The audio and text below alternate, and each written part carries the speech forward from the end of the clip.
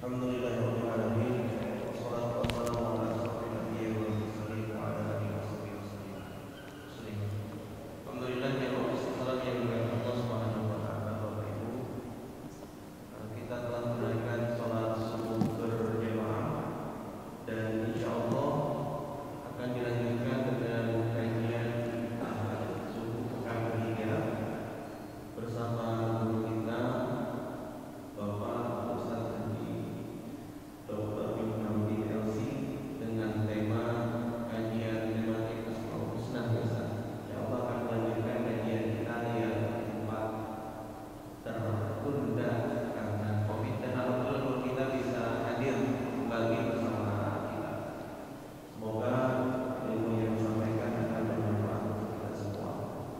Dan satu lagi informasi kami ucapkan jazakumullah khairan katsiran kepada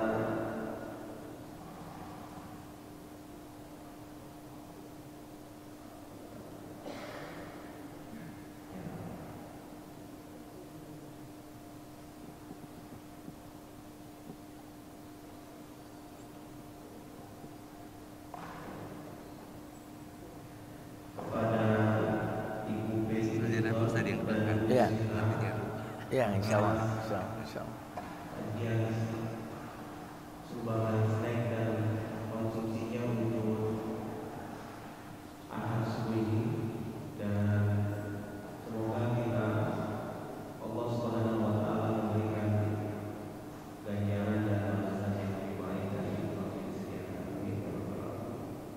Pada guru kita masing-masing.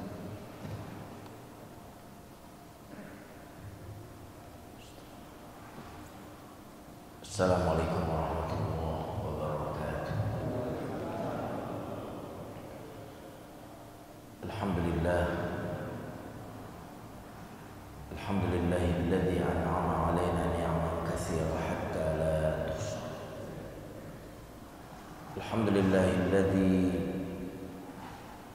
faddalana 'ala katsirin min 'ibadihil mu'minin. Allahumma salli wa sallim wa barik ala nabiyyina Muhammadin sallallahu alaihi wasallam wa ala alihi wa ashabihi wa man sara ala nahjihi bi ihsanin ila yaumiddin. Amma ba'd. Bapak-bapak, ibu jamaah salat subuh, hafizakumullah. Semoga Allah senantiasa memberikan perlindungannya kepada kita. Kita awali kajian kita dengan membaca basmalah terlebih dahulu. Bismillahirrahmanirrahim. Kajian pagi hari ini seharusnya melanjutkan kajian Asmaul Husna, tapi kebetulan kita lama off, jadi saya tidak mengingat sampai di mana kajian Asmaul Husna kita.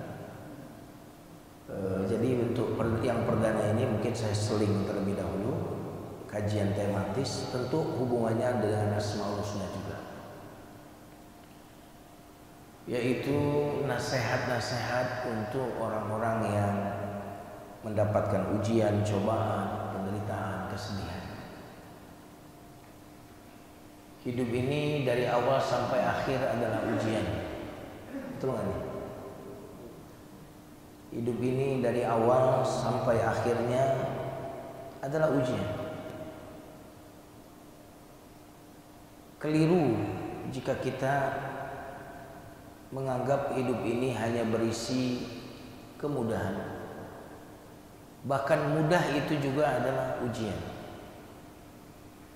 Sampai Imam Sufyan Ats-Tsauri berkata, tidak memahami agama orang yang tidak menyadari bahwa nikmat adalah ujian dan ujian itu adalah nikmat. Saya ulang kalimatnya. Tidak disebut memahami agama dengan baik, dengan dalam, orang yang tidak menyadari bahwa nikmat itu adalah ujian dan ujian itu adalah nikmat. Nah, karena tidak satu pun di antara kita dalam kehidupan dunia ini yang tidak mengalami ujian. Coba di sini siapa yang nggak ada ujian yang kata? Yang nggak ada penderitaan? Pernah suatu kali seorang yang sudah dalam keadaan menjelang sakaratul maut berwasiat kepada keluarganya, tolong nanti kalau saya meninggal jangan sampai ada yang takziah kepada keluarga kita kecuali orang yang nggak ada yang tertimpa musibah. Jadi yang boleh takziah yang nggak tertimpa musibah. Jadi kalau yang pernah tertimpa musibah nggak boleh hadir takziah ya. Itu wasiatku kepada kalian. Sebelum meninggal wasiatnya begitu. Apa yang terjadi setelah meninggal? Ada yang hadir nggak? Ada yang hadir nggak? Nggak ada yang hadir. Kenapa? Karena semua orang itu pasti mendapatkan ujiannya. Setiap orang mempunyai kesulitan dan tantangan masing-masing. Nah, karena hidup ini dari awal sampai akhir adalah ujian, apabila kita tidak menyikapi ujian ini dengan baik, maka ujian itu akan merusak hati kita. Ketika hati ini rusak, lemah, maka lemah juga tubuh kita yang lain. Maka disinilah kita membutuhkan nasihat untuk saling menguatkan, ya, untuk saling menyabarkan. Inilah yang menjadi alasan tema kita pagi hari ini. Kita masuk ke nasihat yang pertama. Nasihat yang pertama bagi orang-orang yang tertimpa ujian, musibah. Yang bagi an natadzakkara daiman anna Allah azza wa jalla qad irtada lana hadhihi musibah. Hendaklah kita menyadari bahwa Allah lah yang menginginkan terjadinya musibah ini untuk kita. Allah yang memilihkannya. Allah memilih musibah ini untuk kita dan memilih kita untuk musibah ini. Kalau saya mau tanya, pilihan kita A, pilihan Allah B, kira-kira mana yang lebih baik, pilihan kita atau pilihan Allah? Halo? Pilihan Allah atau pilihan kita? Kalau pakai masker nggak kelihatan jawab apa enggak ya? Apa? Silakan pakai masker.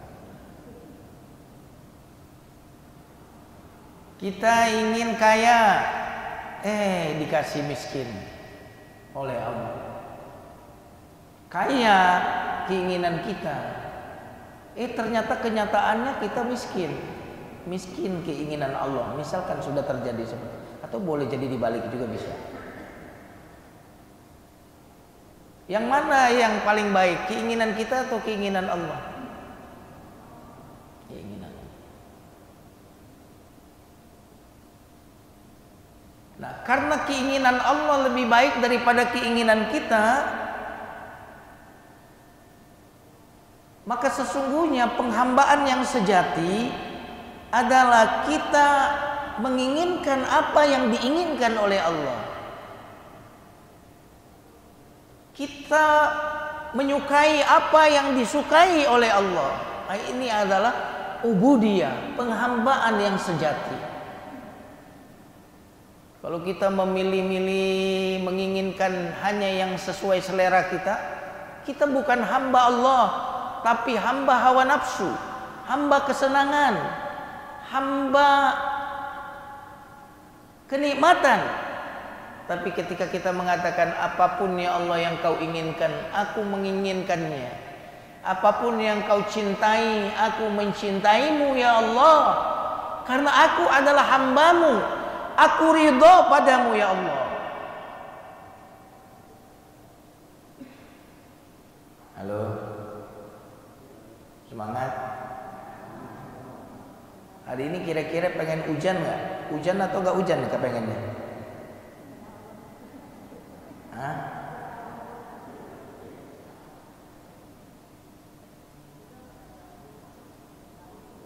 Siapa di sini yang memilih miskin, angkat tangan?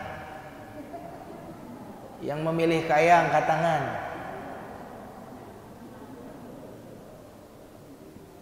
Terus yang benar yang mana? Milih miskin atau milih yang kaya? Dua-duanya nggak benar. Yang benar apa? Memilih apa yang dipilih oleh Allah. Saya nyambung ya. Jadi jangan kita minta sakit, jangan. Kita memilih apa yang dipilih oleh Allah. Inilah makna zikir pagi dan sore yang mengobati luka batin kita dan hati kita. Raditu billahi robba. Aku ridho padamu ya Rabb. Aku ridho padamu ya Rabb. Ridho dengan ketetapanmu ya Rabb. Ridho dengan suamiku ya Rabb yang kau pilihkan mendampingiku. Ridho ya Allah. Aku ridho dengan karunia anak yang kau berikan kepadaku ya Allah. Aku ridho. Dan ridho ini kata Ibnul Qayyim Al-Jauziyah adalah pintu besar peristirahatannya para hamba. Orang tidak akan pernah beristirahat sebelum dia ridho.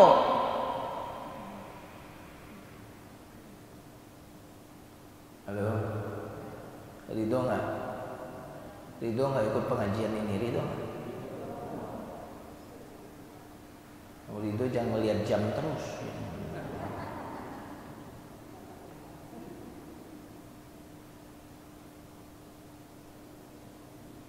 Sudah terbukti apa yang kita inginkan tidak selalu menjadi kenyataan. Betul atau tidak? Sudah terbukti. Maka cara kita untuk berbahagia, inginkanlah apapun yang sudah terjadi. Biasanya segala sesuatu yang belum kita raih itu kita inginkan, tetapi sudah di tangan kita biasanya tidak lagi kita inginkan. Betul nggak? Mobil sebelum di garasi kita ingin kita, waduh bagus nih mobil ini. Setelah berbulan-bulan di garasi kita, nggak lagi kita inginkan mobil ini, mobil orang yang kita inginkan. Rumah begitu kalau belum kita punya, waduh bagus kalau tinggal di sini. Setelah kita punya, rumah orang lain yang bagus. Bahayanya kalau istri itu yang kayak gitu ya. Sebelum jadi istri, waduh, kayaknya bahagia saya kalau punya istri dia atau suami Pak Fulan ini. Setelah menikah, istri orang, suami orang yang kelihatan lebih. Maka tenang, bahagia bukanlah mendapatkan yang kita inginkan, tetapi tenang dan bahagia menginginkan apapun yang sudah kita dapatkan.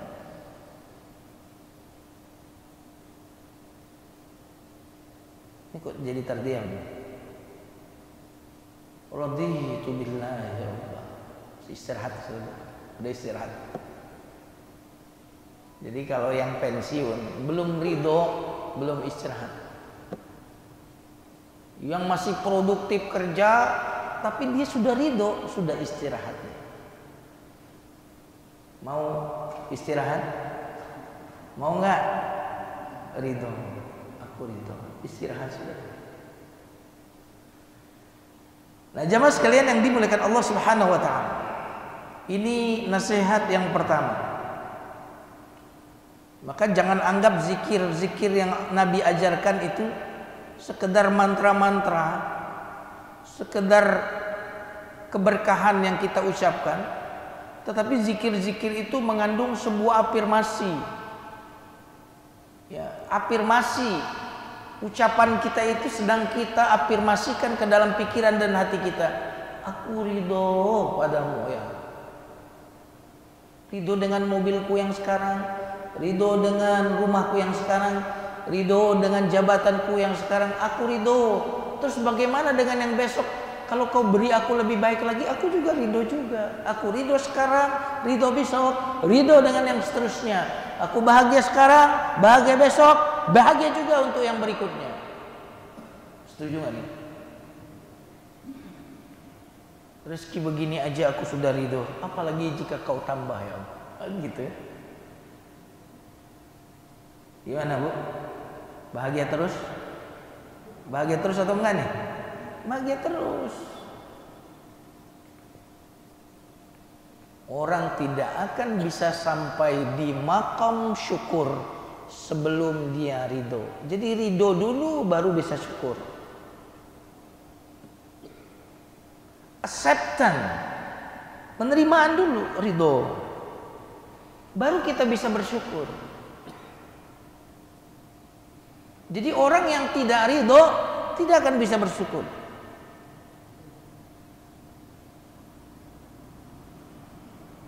Jamaah sekalian, hafizakumullah. Nasihat yang kedua, tadzakkar anna alladhi ibtalaka bidzalika huwa arhamur rahimin wa ahkamul hakimin. Fahuwa arhamu bika min nafsika wa arhamu bil waladi minal walidatil musyfiqah. Ketahuilah bahwa yang telah mengujimu itu adalah zat yang paling sayang kepadamu, yang memberikan cobaan padamu adalah yang paling bijaksana, yang paling penyayang kepadamu melebihi dirimu kepada dirimu, yang paling penyayang kepadamu melebihi ibumu atasmu.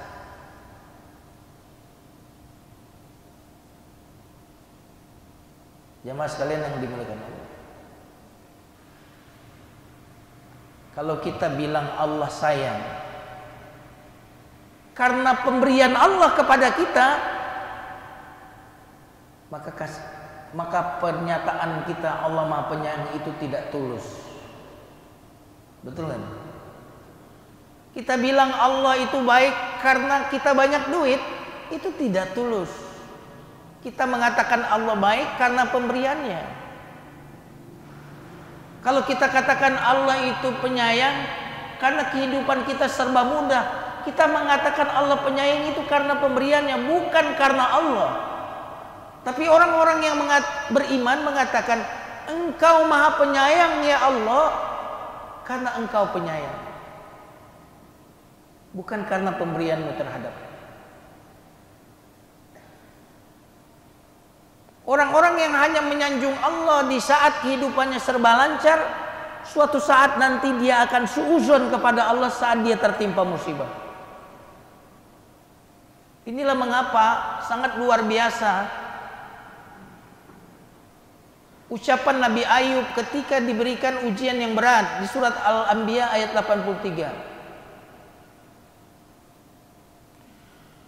Wa ayyuba illa da rabbahu anni massani yadhurru wa anta arhamur rahimin.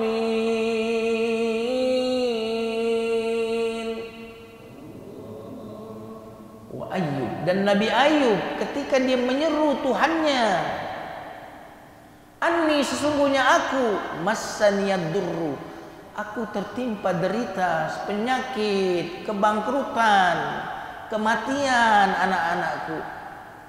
Wa anta arhamur rahimin. Di dunia ini tak ada yang paling sayang kepadaku melebihi Engkau. Engkaulah yang paling penyayang ya Allah. Ini keren banget.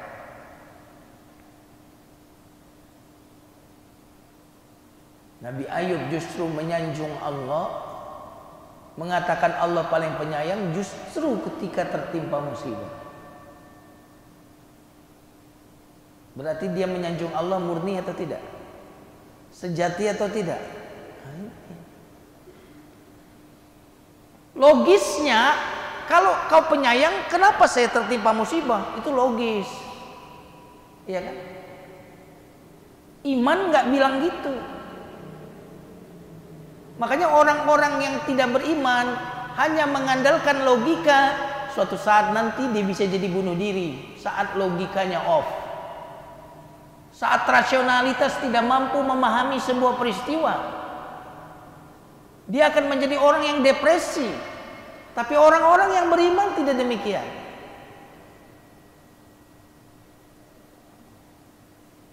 Ya Allah, aku sakit, tapi Engkau tetap yang paling penyayang kepadaku.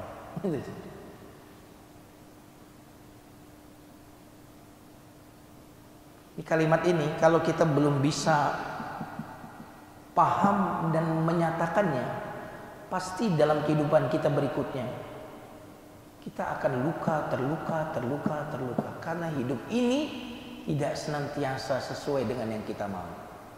Kalau hidup kita ini senantiasa yang kita mau, berarti yang jadi Tuhan siapa? Halo? Siapa Tuhan di muka bumi ini? Siapa? Jawab dengan keras.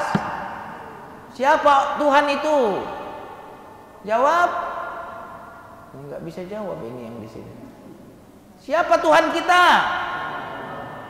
Kalau gitu yang ngatur siapa?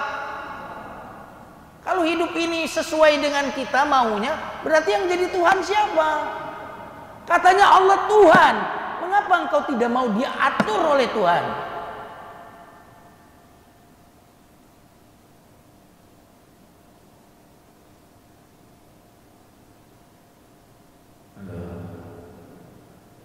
Gimana nih?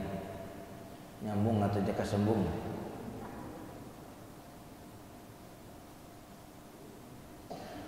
Wa ayyubi idnana rabbah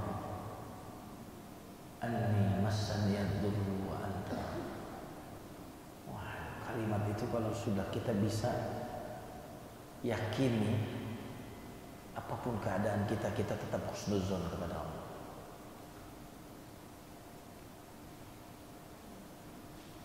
Yang datang dari yang baik pasti kebaikan. Yang datang dari yang Maha Penyayang pasti kasih sayang.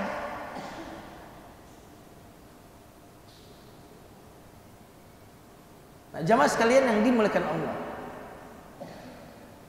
cuma kasih sayang itu kadang-kadang wajahnya ada yang wajah yang menyenangkan, ada wajah yang kurang menyenangkan. Kasih sayang. Ada yang bungkusnya itu kita sukai. Ada bungkusnya sesuatu yang kita tidak sukai.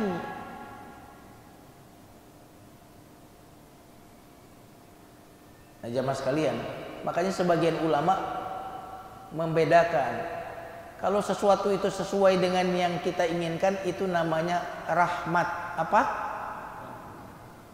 Ini kalau dibedakan. Kalau kita mau bikin beda. Tapi kalau mau bikin kita satukan nggak ada beda, ya nggak ada masalah.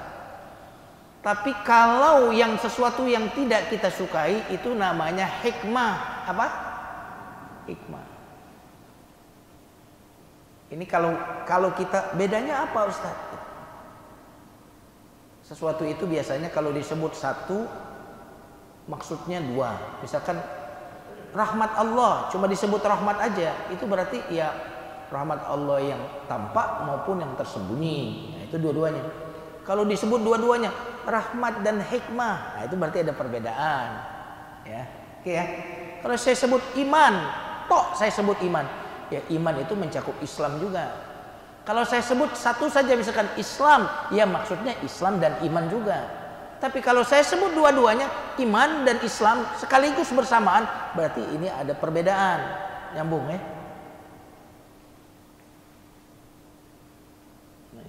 Kalau disebut berbarengan berarti itu ada perbedaan. Kalau disebut salah satunya saja berarti dia juga, gitu ya. Nah, kalau kita mau sebut dua-duanya rahmat dan hikmah, nah berarti ada perbedaan tuh ya. Rahmat adalah sesuatu yang kita senangi, sukai, pemberian Allah yang sesuatu yang kita senangi. Rahmat. Wajahnya wajah senyum tuh pemberiannya. Tapi kalau hikmah sesuatu yang enggak sesuai dengan selera kita, wajah depannya itu.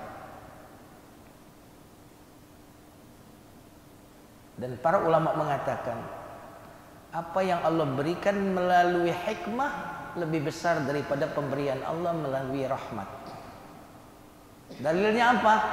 Wa may yu'tal hikmata faqad utiya khairan katsira.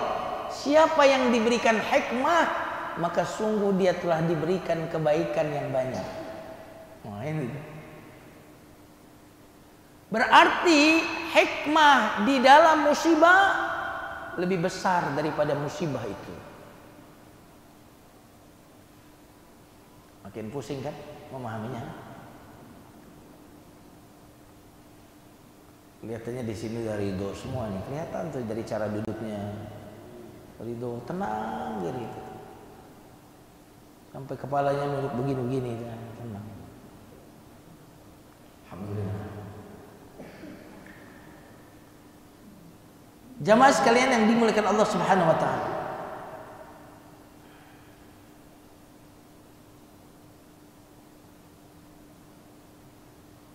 Seorang anak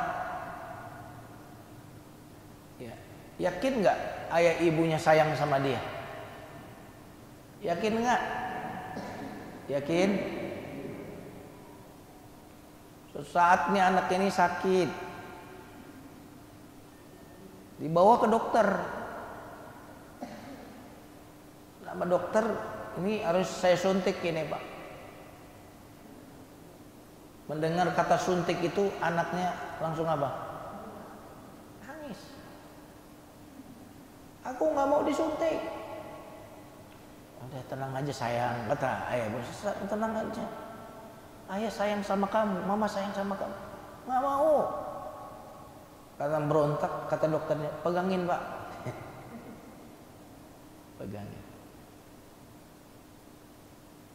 Anak ini akan berkata, katanya ayah ibu sayang sama aku. Kenapa aku dibiarkan disakiti? Iya kan? Kenapa kau biarkan ayah jarum itu melukaiku, menyakitiku ayah? Engkau lebih kuat daripada bu dokter ini. Engkau mampu membawaku kabur dari ruang dokter ini. Tapi mengapa kau biarkan jarum itu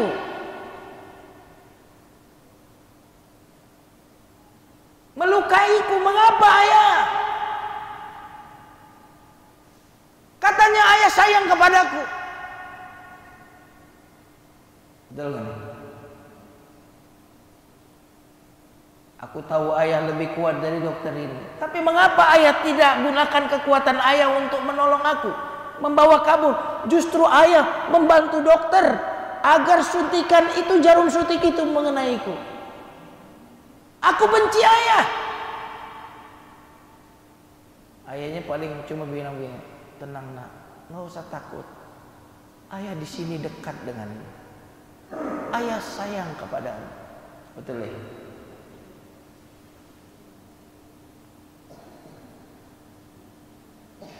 Baru kalau anak ini sudah dewasa, dia tahu betapa saat itu ayah dan ibunya sangat mencintainya. Iya kan? Kita pun begitu kepada Allah. Allah, Engkau katanya Arhamur Rahimin. Engkau Al-Qawi, Al-Aziz, Maha Perkasa. Engkau mampu menghilangkan ujian dalam hidupku ini jika kau mau. Betul nggak? Tapi mengapa engkau masih tetap berikan musibah ini kepadaku? Mengapa ya Allah? Sama kayak tadi ayah ibu. Tenang wahai hambaku, aku di sini dekat denganmu. Aku sangat menyayangimu. Betul ya? Kita juga ngomong lagi, kenapa kalau sayang kok saya dikasih musibah? Kalau iman kita dewasa, kita akan memahami sebagaimana yang dikatakan oleh Nabi Ayub tadi. Rabbi anni massani ad-durr wa anta arhamur rahim.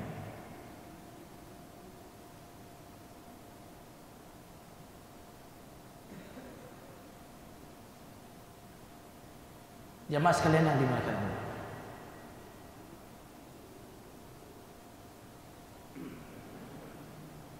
Kalimat Nabi Ayub ini dahsyat ya. Orang yang sampai pada pemahaman Nabi Ayub ini akan berkata, ya Allah, aku tertimpa musibah. Engkau maha penyayang, Engkau maha perkasa. Jika Engkau mau, musibah ini akan Kau hilangkan. Sebagaimana telah banyak musibah yang menimpaku, telah Engkau lenyapkan dari diriku. Ya Allah, Jika engkau belum mau menghilangkan musibah ini padahal engkau mampu, maka ya Allah berikan kemampuan kepadaku ya Allah untuk mampu di setiap detik kehidupanku ini memuji engkau bahwa engkau tetaplah yang maha penyayang. Nah, itu keren.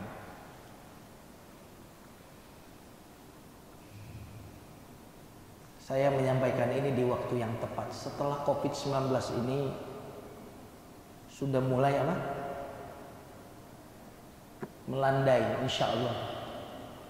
Saya tidak bisa membayangkan kalau nasihat ini saya sampaikan di saat COVID-19 itu sedang naik-naiknya. Dan sebagian kita mungkin ada yang tertimpa musibah itu. Karena tidak mudah menasehati orang yang sedang tertimpa musibah. Nabi saja menyatakan sabar kepada seorang wanita yang kehilangan putrinya atau putranya. Sabar fulana. Ini ibu-ibu ini sedang nangis begini. Nabi lewat, sabar. Kata ibu ini karena dia nggak lihat siapa yang ngomong, sabar sabar, lu sih kagak ngalamin.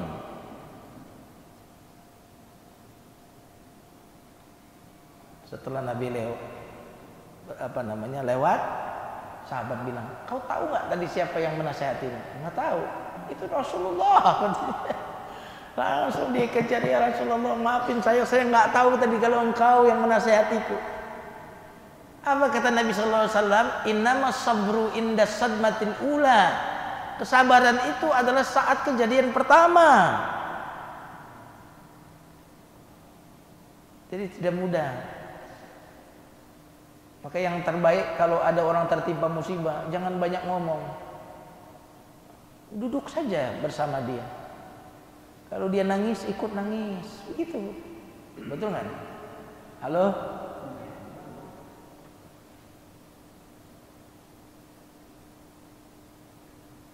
Pokoknya duduk saja dekat dia, diam, tidak usah berkata-kata.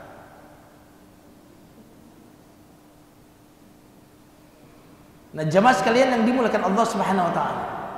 Nasihat keberapa tadi?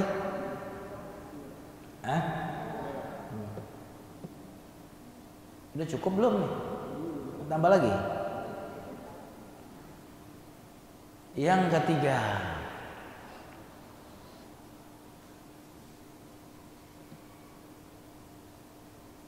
an na'lama anna hadhihi al-musibah dawa'un nafi'un saqahu Allah ila hadzal 'abd wa huwa al-'alimu bi maslatihi ar-rahimu bihi. Hendaklah kita menyadari bahwa musibah adalah obat yang sangat bermanfaat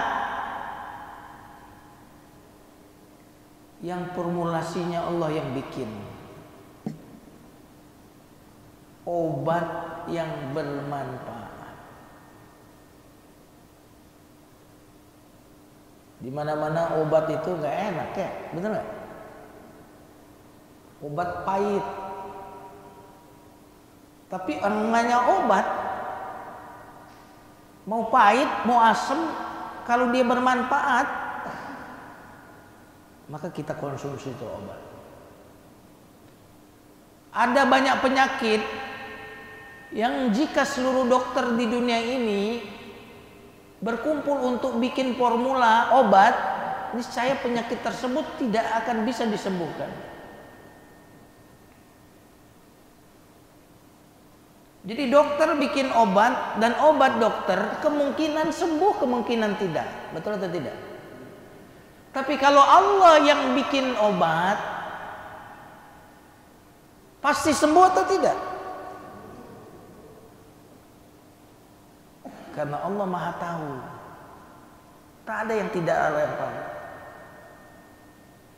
Allah tahu yang akan memperbaiki diri kita. Maka musibah-musibah itu adalah apotik yang obat yang diambil dari apotiknya Allah. Allah punya banyak obat. Dan Allah tahu obat yang terbaik buat si fulan ini apa, buat si fulan ini apa. Allah tahu. Dan obat Allah ini pasti menyembuhkan. Jamaah sekalian yang dimuliakan. Makanya Ibnu Qayyim Al-Jauziyah itu mengatakan di dalam penyakit terdapat obat. Di dalam penyakit apa? Terdapat obat. Obat apa?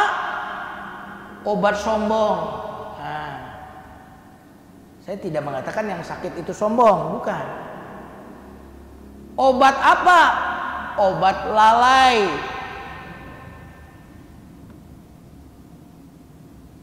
Obat apa?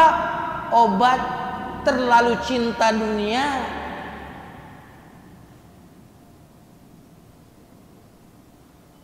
Makanya dalam penderitaan fisik terdapat obat bagi jiwa kita.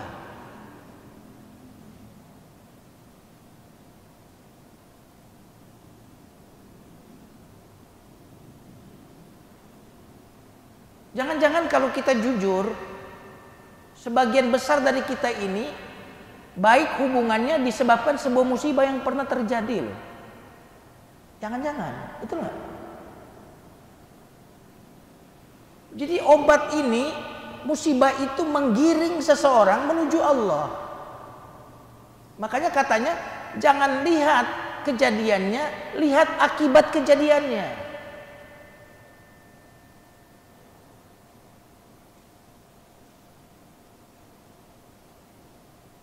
Nah kira-kira kalau yang bikin obat tadi Allah, pasti semua.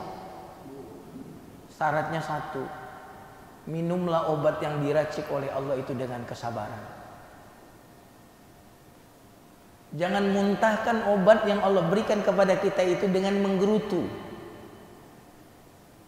dengan keluh kesah, dengan protes kepada Allah. Minumlah obat dari Allah itu, maka obat Allah itu pasti akan menyembuhkan kita.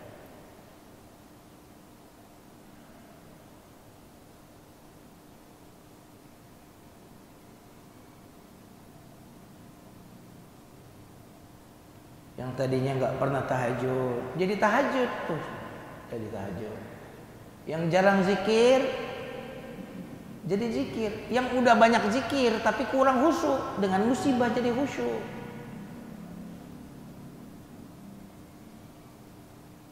Subhanallah. Ya. Musibah itu obat yang diracik oleh dokter yang paling berilmu, yang paling pakar dengan keadaan hambanya. Gimana jemaah? Sudah mulai lega? Siapapun sekarang yang ada penyakitnya, katakan Allah sedang mengobatiku dengan penyakit ini.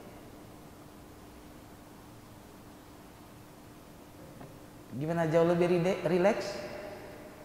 Siapapun yang tertimpa musibah, aku ingin sehat ya Allah, tapi kenyataannya sakit. Aku menginginkan apapun yang kau inginkan. Ya Allah, walaupun aku sakit, tetaplah engkau paling sayang kepadaku. Maka tak mungkin yang kau timpakan kepadaku ini kecuali kasih sayang yang mungkin saja belum aku pahami. Maka hati kita akan menguat. Kalau hati kita ini yang menguat, sehat hati, sehat juga tubuh kita yang lainnya. Ingatlah, di dalam tubuh kita ini ada segumpal daging. Jika dia baik, baik yang lainnya. Jika dia rusak, rusak juga yang lainnya. Jika dia lemah, lemah juga yang lainnya. Maka apapun boleh saja melemahkan fisik kita, tapi jangan izinkan apapun melemahkan hati kita.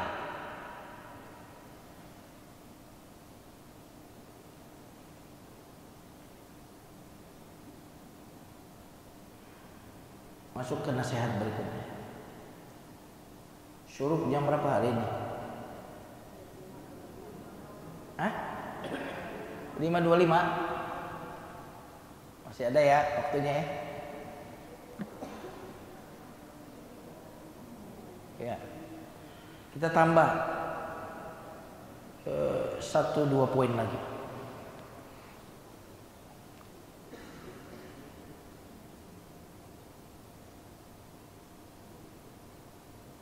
Poin yang keempat, an na'lama anna al-musibata wal baliyata ma ja'at lituhlikana wa taqtulana wa innama litamtahina sabrana fa in thabata al-'abd ijtabahu rabbuhu. Hendaklah kita menyadari bahwa musibah itu tidaklah datang untuk membinasakan kita dan membunuh kita.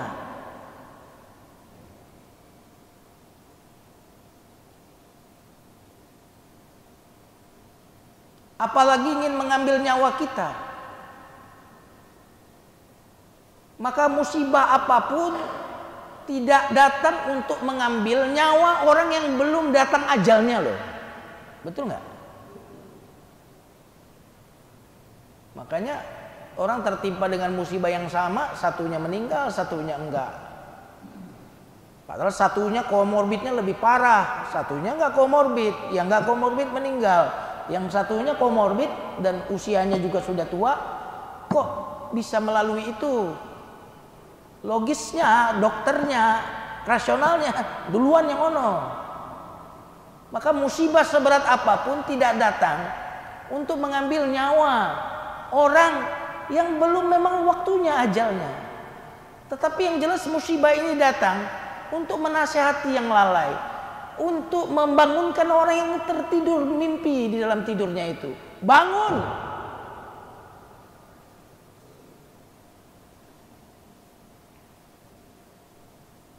Musibah itu datang untuk menguatkan kita, bukan untuk membinasakan kita. Makanya pohon-pohon yang biasa tertimpa oleh angin itu pohon-pohon yang kuat. Betul atau tidak nih? Tangan-tangan yang biasa mengangkat barbel beban, maka tangannya berotot. Berarti Allah Subhanahu wa taala sedang menguatkan otot kesabaran kita itu.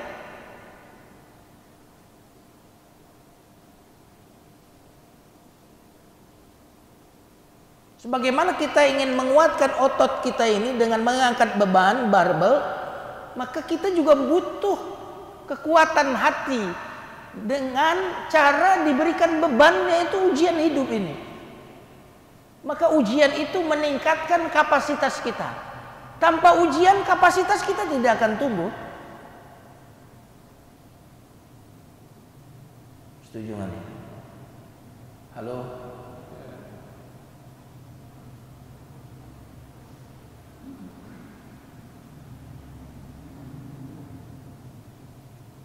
Sekaligus ujian itu untuk menguji kesabaran kita. Emas asli, emas palsu diuji dong, iya kan? Betul atau tidak? Yang sabar, yang tidak sabar perlu diuji. Yang murni dengan yang palsu diuji. Maka orang itu akan nampak kemurnian imannya ketika berada di hadapan musibah. Maka kalau orang itu sabarnya kokoh, imannya benar, itu murni.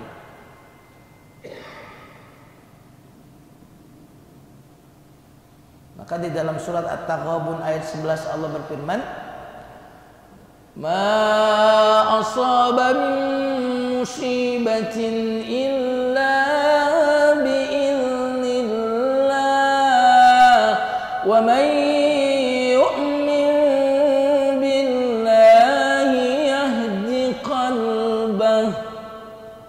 tidaklah tertimpa musibah kecuali atas izin Allah."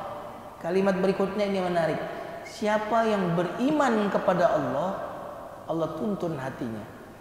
Musibah terus bicara iman. Apa hubungannya musibah dengan iman? Musibah karena izin Allah. Siapa yang beriman, Allah akan tuntun hatinya. Apa hubungannya? Karena musibah itu ketika datang, yang tergoncang pertama kali adalah iman kita. Kita sudah mulai itu mempertanyakan Allah. Iya kan? Si Fulan nggak sholat tuh, jarang ke masjid, aman-aman aja tuh dari musibah. Udah mulai itu kita mempertanyakan Allah. Ya kan? Si Fulan itu maksiat mulu, rezekinya banyak tuh. Semuanya sehat-sehat. Why me? Saya ini pengurus masjid. Saya ini ustadz loh. Kan gitu. Sudah mulai itu mempertanyakan keadilan kasih sayang Allah. Makanya mengapa ayat 11 itu berbunyi, siapa yang tetap beriman kepada Allah, bahwa Allah Arhamur Rahimin, bahwa Allah Al-Hafiz, bahwa Allah Maha Penyayang, bahwa Allah Asy-Syafi, tetap beriman dia, Allah akan tuntun hatinya. Kenapa yang dituntun hatinya? Karena esensi kita adalah hati kita. Apabila hati kita tertuntun, maka tertuntun seluruh anggota tubuh kita.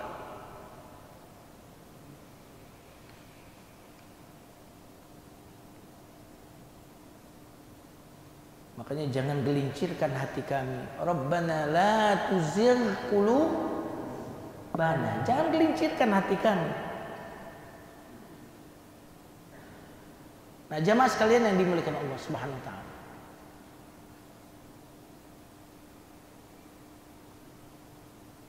Jadi untuk mengetahui sing sabar dan yang enggak sabar, maka diberikan apa tadi?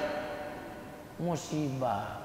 Setelah ketahuan ini sabar, ini enggak sabar, sekarang yang dapat reward yang mana? Halo? Ujian di sekolah untuk tahu yang pinter dengan yang tidak pintar, betul nggak? Setelah ada ketahuan ini pinter juara 1, yang dapat rewardnya siapa? Berarti sebenarnya orang yang sedang dapat ujian tak lama lagi akan dapat reward jika dia membuktikan kesabarannya. Setuju atau tidak? Makanya apa? Walanabluwannakum bisyai'in minal khawfi wal ju'i wa naqsin minal amwal wal anfusi was samarat. Terus wa basyiris sabirin. Enggak lulus, enggak jadi dapat hadiah. Kira-kira kalau Allah yang ngasih rewardnya, kira-kira dapat apa? Sepeda.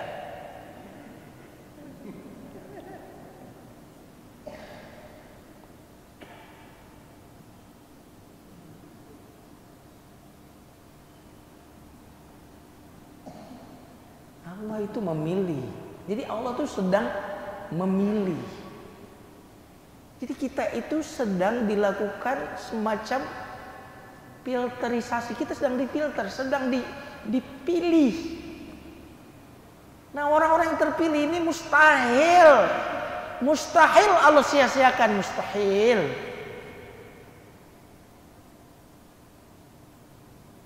Maka justru kalau kita memahami ini, kita akan memberikan sikap terbaik kita. Kenapa? Sayang udah dapat musibah, nggak dapat hadiah lagi. Karena Allah itu ngapain sih dia ngasih musibah kita itu, ngapain coba? Kalau bukan untuk kebaikan.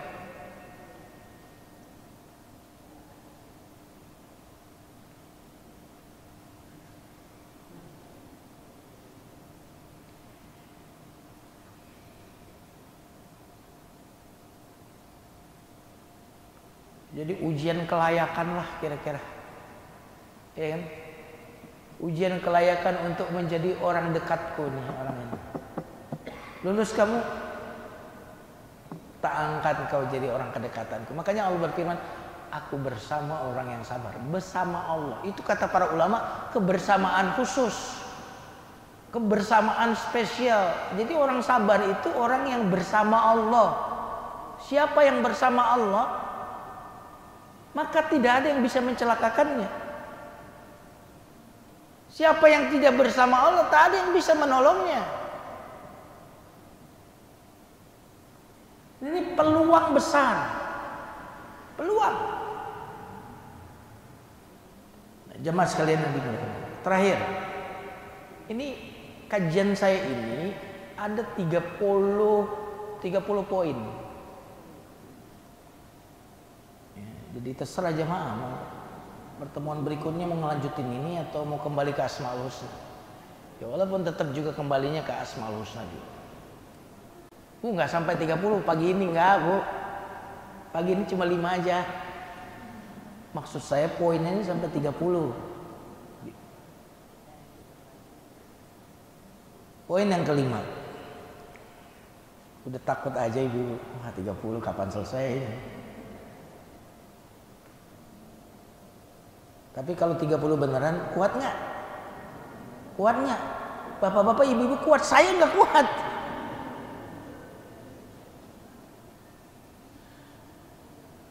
Soalnya ngomong butuh energi. Energinya bukan cuma di suara Pak, energinya betul-betul dari dalam.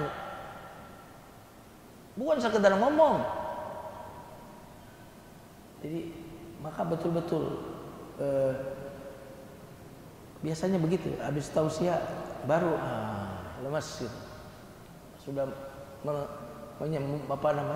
mengaktualisasikan energi. Yang kelima, poin yang terakhir. Ayya'lamal 'abdu anna Allah yurabbi 'abdahu 'ala as-sarra wad-dharra wan-ni'mah wal-bala. Nah, ini. Ketahuilah bahwa sesungguhnya Allah mendidik hambanya. Mendidik itu bahasa Arabnya yurabbi.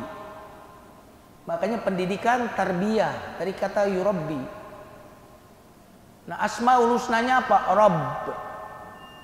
Rabb itu artinya selain maha memiliki, tapi dia maha memelihara, maha mendidik. Kadang orang punya sesuatu yang dia punya ini nggak dipelihara. Punya mobil nggak pernah dicuci. Nah itu berarti cuma sekedar malik dia memiliki, tidak Rabb.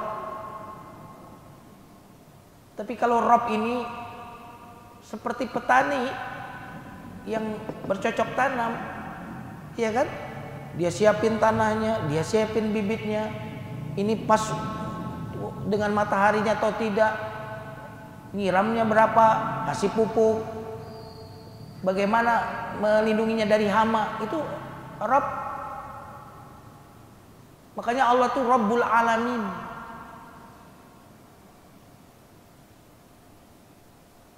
Allah itu Rabb, karena dia Rabb maka dia memelihara hamba, mendidik hamba-hambanya, mentarbiah hamba-hambanya. Nah Allah mentarbiah kita bukan cuma dengan kenikmatan. Allah tidak cuma memelihara kita dengan kenikmatan, tapi Allah juga memelihara kita dengan penderitaan. Penderitaan itu bentuk pemeliharaan Allah atas kita.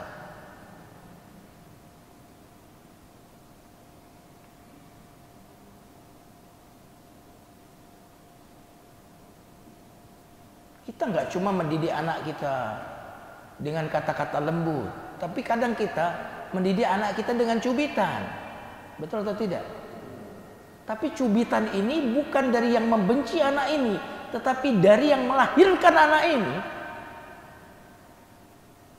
Dari yang mencintai anak ini, melebihi cinta anak ini kepada dirinya.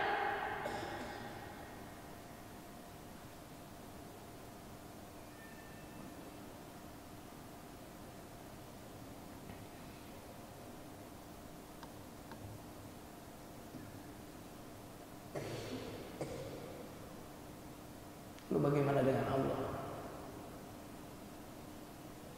Mustahil dia mendatangkan penderitaan untuk menyakiti kita. Mustahil. Kita orang tua saja tidak mungkin menyakiti anak untuk menyakitinya. Tak pernah terpikir oleh kita untuk melukai anak kita, betul nggak?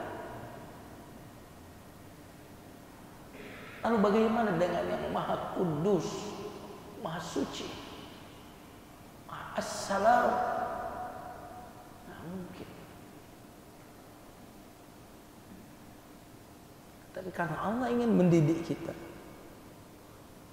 maka pendidikan itu harus menggunakan dua sisi ini, iya kan? Sisi harap, sisi takut. Maka kalau kita cuma mengadopsi pendidikan ala-ala Barat, Oh, sama anak nggak boleh agak keras tegas, nggak begitu. Ada dua kita. Kadang anak membutuhkan keras tegas, kadang membutuhkan kelembutan. Betul atau tidak?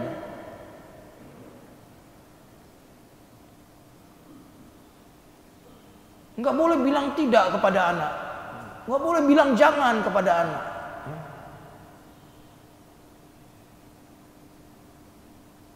Islam tidak begitu. Maka mendidik anak dengan harapan, motivasi, dengan rasa takut, ini penting dalam kehidupan anak kita. Nah, untuk apa Allah mendidik kita dengan nikmat? Agar muncul ibadah yang bernama syukur. Apa, Bu? Syukur.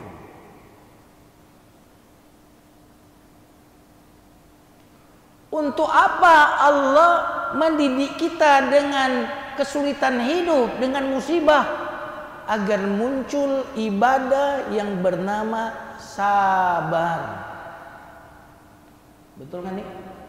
Agar muncul yang beribadah yang bernama ridho. Agar muncul ibadah yang bernama tawakal, agar muncul ibadah yang bernama tawadhu. Bapak-bapak, ibu-ibu, untuk apa kita diciptakan? Jawab dengan keras. Saya kan nggak tanya surat Al-Baqarah ayat sekian. Untuk apa? Halo? Ibadah. Ternyata mudah, Allah beri mudah, muncul ibadah syukur. Maka kemudahan ini sesuai dengan tujuan kita. Betul?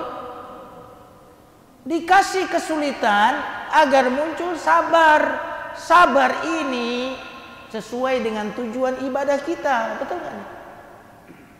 Nah, kalau begitu apa yang hilang dari seorang mukmin dalam semua keadaan?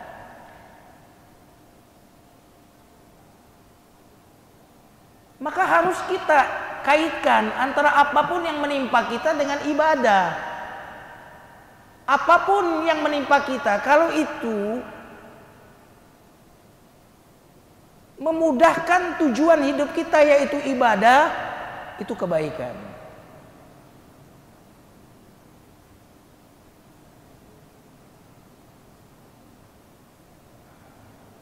Makanya dalam semua keadaan orang yang beriman itu mendapatkan nikmat. Di dalam kemudahan orang yang beriman mendapatkan nikmat. Kenapa? Karena ada syukur. Di dalam kesulitan orang yang beriman mendapatkan nikmat. Kenapa? Karena ada sabar. Syukur dan sabar, pemberian terbaik Allah kepada kita. Di jamaah sekalian yang mudah-mudahan dimuliakan Allah, semoga 5 nasihat ini bisa menjadi penguat hati kita, menjadi obat bagi luka hati kita, yang menyembuhkan penderitaan-penderitaan kita. Amin ya rabbal alamin. Yang saya bisa sampaikan, silakan kalau ada yang ingin bertanya. Subhanakallahumma bihamdika asyhadu an la ilaha illa anta astaghfiruka wa atubu ilaik. Barakallahu li wa lakum. Wassalamualaikum warahmatullahi wabarakatuh.